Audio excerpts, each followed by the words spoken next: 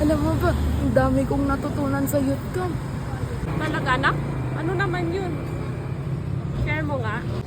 Sino ang disipulong kailangan tularan ng kabataan? O sino nga rin ang disipulong dapat niyong tularan? Si Timothy, Mama. Bakit si Timothy? Anong meron sa kanya? Apat yun.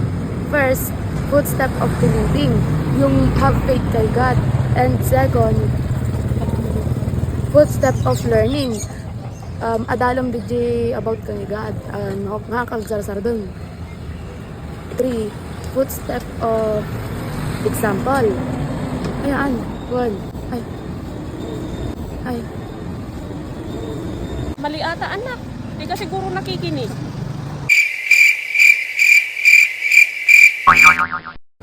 Number 4, footstep of living as an example. Yung maging example ka sa mga kabataan. Naging example ka sa mga kabataan, nak, ah. I-share mo sa mga katulad mong kabataan. Okay? Tama.